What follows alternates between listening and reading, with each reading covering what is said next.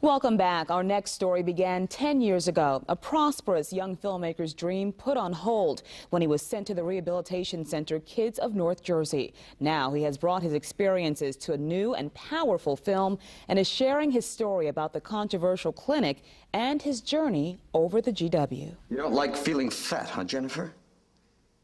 Well, we'll teach her. We'll just triple your portions until you really are fat.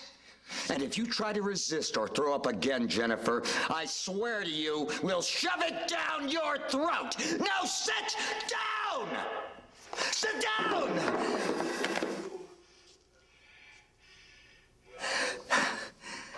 Powerful stuff. And with me now are director Nick Gaglia, actress Kether Donohue, and actor George Gallagher of the film Over the GW. Thanks, guys, so much for joining me. Thanks for having us. Nick, I'm going to start with you. This project, very personal for you. Yes. Tell us about the film Over the GW and what it's about.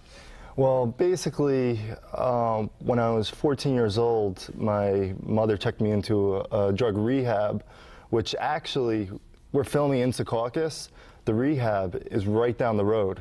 So it's pretty eerie that we're here right now, because every day I used to pass by this building, and the movie is loosely based on my experience. It's not about Kids of North Jersey, but it's about experiences I had in the rehabilitation center. And those experiences weren't exactly good for you. How so? I'd say that they probably weren't good for most people. It was very physically abusive, emotionally abusive. There was a lot of corruption going on there, a lot of brainwashing, stuff like that. Like, it even got down to the point they took all your freedoms away from you. You weren't even allowed to look out the window. So, like, again, when we used to drive by this building every day, I used to see the Channel 9 sign, and I'm like, wow, there's a whole other world going out there. It was almost like being abducted by aliens. Wow. Because it was this whole world, and nobody knows these places exist or what goes on in these places. How long were you there? I was there for 2.5 years. 2.5 years. I was there for a longer period of time than I did drugs for. Wow, wow. And did you complain? Where did you take your complaints, and did they fall on deaf ears? You couldn't you weren't allowed to speak to your family. You couldn't take your complaints anywhere. There was a lot of bad stuff that happened there, and you weren't allowed to talk to anybody about it. Wow. When I got out, and whenever I've spoke to someone who's been in an institution like this, who's gotten out, they try to communicate what happened to them to people on the outside world, and they don't really get it. And there was never a film made on this subject matter before. Until now, so thank you so much for bringing this to our attention. Yes. Kether, I'm going to ask you a quick question. Why was it so important for you to be a part of this major project, and what were your difficulties in dealing with this? Well, as an actress, you want to do something that's fulfilling for you creatively, but you also want to do something that you feel like you're doing something good for society. You feel like you're doing good for the world, and this is the perfect film for that, because I really feel like I played a major part in raising awareness about this topic that everybody should know about.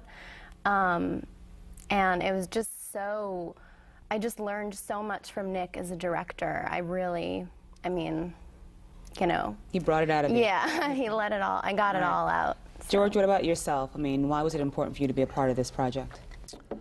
Because of the script, the story, the premise, Nick as a person and what he brought to the table, his energy, his passion, all those things enticed me into the project. And of course the story, I'd never heard anything like it.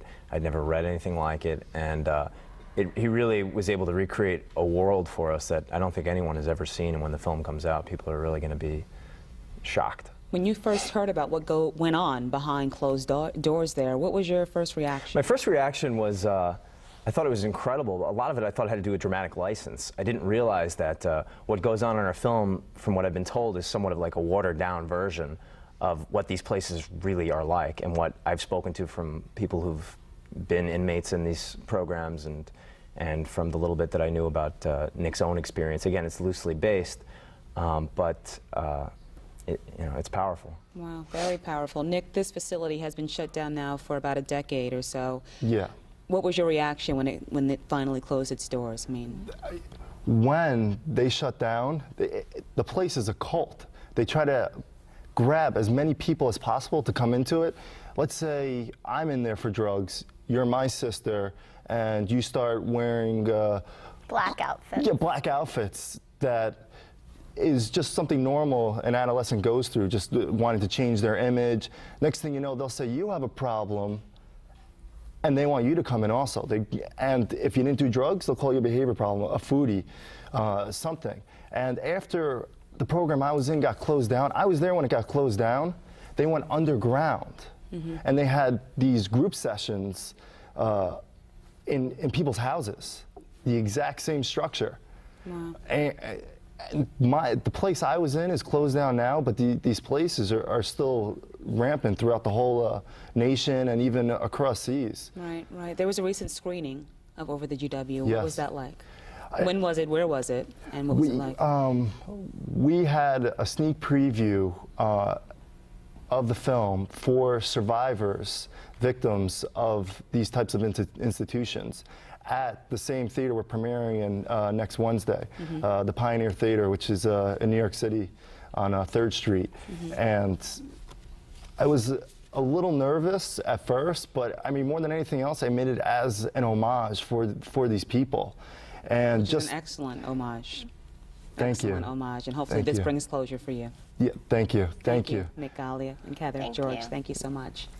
Next, public service by day, filmmaking by night. We'll find out how one enterprising filmmaker is doing double duty to keep his dream alive. Stay tuned.